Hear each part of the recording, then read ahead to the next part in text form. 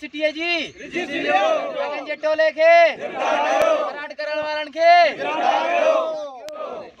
सिटीअ वारनि सां सिटीअ जी गिरफ़्तार कयो वारनि खे गिरफ़्तार कयो।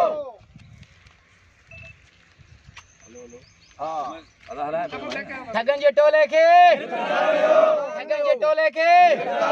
फ्रॉड करण वारनि खे सिकंदर चांडिया खे निसार चांडिया खे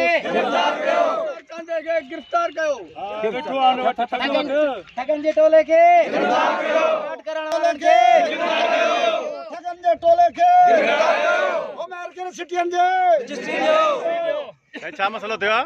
साईं मसलो इहो थियो आहे त अमेरिकन सिटीअ वारा जेके बिल्डर आहिनि सिकंदर चांडियो, गुलाम रहीम शाबराणी, निसार चांडियो ऐं ॿियो पीर उस्मान दागो चवनि वॾो बुज़ुर्ग हस्ती आहे जेका सरकारी प्रॉपर्टी प्राइवेट प्रॉपर्टी ॼाण आहे ऐं हिते असांखे वेहारी ऐं 7-8 करोड़ खणी गुम थी विया आहिनि। हाणे असां वरी अज़ाब में अची विया आहियूं। असां वटि लिखत कान्हे, असां वटि सहूलियतूं कोन्हनि, असां वटि रजिस्ट्री कान्हे ऐं इनक्रोचमेंट वारा परेशान था कनि। हिते ADC आयो असां वटि, हिते को AC साहब हिते सरज़मीन ते उन सां जेको आहे अली गौर साहब जी तलक कलामी थी पई त बाबा असां घर ठाहियूं वेठा आहियूं, तुंहिंजी मिल्कियत आहे छा? हाणे उन जो सॼो ज़िम्मेवार बिल्डर आहिनि।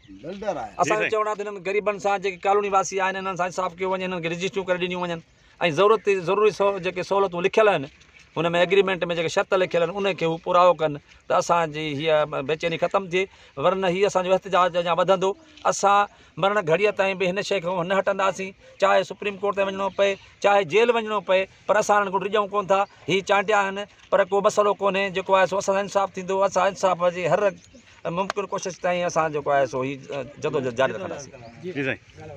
बिस्मिल्लाह रहमान रहीम।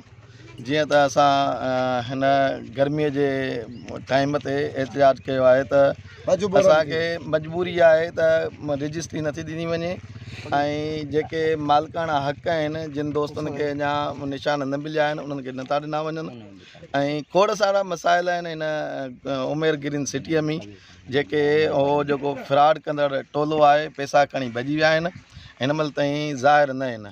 महिरबानी या त उन्हनि खे गिरफ़्तार कयो वञे या त ज़ाहिर कयो वञे, जेको असां सां वेही टेबल टॉक करे असांजा मसाइल हल कया वञनि। महिरबानी।